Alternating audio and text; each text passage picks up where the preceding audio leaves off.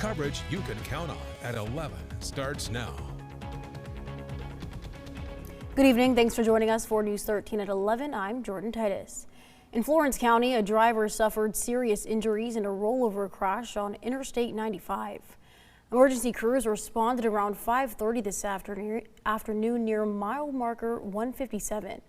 Officials say the vehicle ran off the road, overturned, and trapped the driver inside. Firefighters were able to free the driver, who was then taken to a local hospital with serious injuries. The South Carolina Highway Patrol is investigating. Meanwhile, in Horry County, 2 people were hospitalized after a 2-vehicle crash in the Gallivan's Ferry area today. Horry County Fire Rescue says the crash happened on West Highway 501 near Highway 129. The crash blocked lanes of traffic and drivers were urged to avoid the area while the South Carolina Highway Patrol investigated.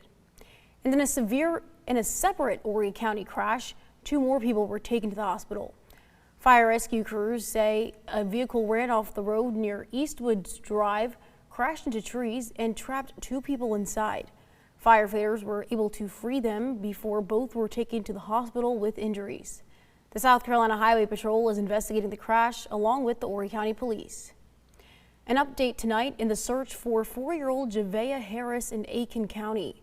Authorities say Harris is now believed to be dead, and both parents were arrested and charged with homicide by child abuse. Her mother was in bond court this morning, and her father, Jamira Harris, appeared in this afternoon. Both parents showed up without lawyers. The judge started to qualify both parents for a court-appointed attorney, but neither met the requirements and were denied. Bond was also denied for the 2 suspects because of the severity of the charges. The charges of homicide by child abuse could mean 20 years to life in prison for the parents. Bond will be determined at a higher court in the next 30 days. Well, this morning, volunteers across the East and West Coast took the time to help clean up the beaches following the 4th of July celebrations, including here along the Grand Strand. And the cleanups were part of a nationwide effort by the Surfrider Foundation. News 13's Maddie Cottaspati has more from the local effort. According to the Surfrider Foundation, July 5th is known as the dirtiest beach day of the year. Because of this, volunteers here in the Grand Strand did their part to help keep the beaches clean.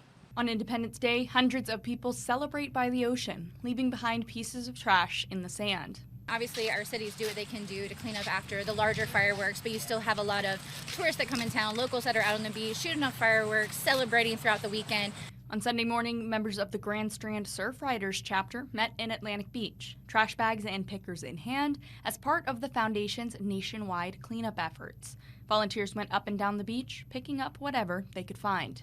I would say the most common thing is probably cigarette butts, but I have seen a variation of surprising things. To diapers, part of a video game controller. Yeah, a lot of fireworks anyhow. Debris from fireworks, things that people are leaving, bottle caps, microplastics.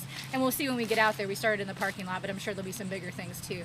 Grand Strand Chapter Vice Chair Leah Pegram says she was grateful to everyone who came out to be a part of the effort. It's not the easiest morning, right, on July 5th after a late night to come out and, do something out in the heat, but it's really beautiful just to see how big people's hearts are here in the Grand Strand. When we kind of create the space and time for people to come out and help out, it's really beautiful to see how many are eager to do so. Volunteer Jamie Burkdal says she hopes this cleanup will inspire others to help care for the beaches. I would love it if people knew to pick up trash, place it in recycle bin or regular trash bin.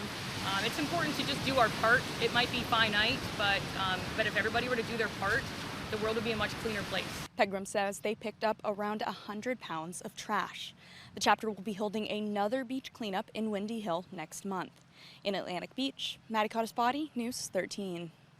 And with this weekend being America's 250th birthday, multiple fireworks specials are taking place across the country with our parent company Nexstar getting into the holiday spirit. The celebrations with Nexstar takes us to California. A 1-hour broadcast, Celebrate 250 Big Bay Boom San Diego, will showcase the nation's largest Independence Day fireworks display on the West Coast. Fireworks will launch from 4 barges across San Diego Bay as the country marks 250 years. The special airs tonight at 11 after our newscast. And the festivities with the 4th of July don't stop this weekend. Happening next weekend, Next Star will be airing Celebrate 250 Main Street. You'll be able to catch it right here on News 13 next Saturday at 8 p.m. And it's been a big weekend for President Trump. One day after celebrating the nation's 250th birthday, he's preparing to depart for the annual NATO summit, where he's expected to discuss the war in Iran and Ukraine's war with Russia, among other topics. CBS News' Torian Small has the more from Washington.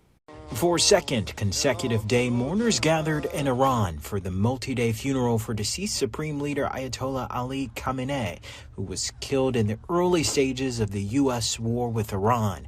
The funeral, which drew a crowd of hundreds of thousands in Tehran, included chants for revenge and a call for the death of President Trump.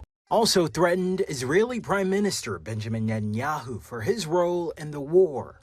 On Fox News this weekend, Netanyahu defended the war and said the conflict has brought the Middle East closer to lasting peace. And I believe with the weakening of Iran, which has been achieved by our common action, our common military action, I think we're going to get more because countries would like to align with us.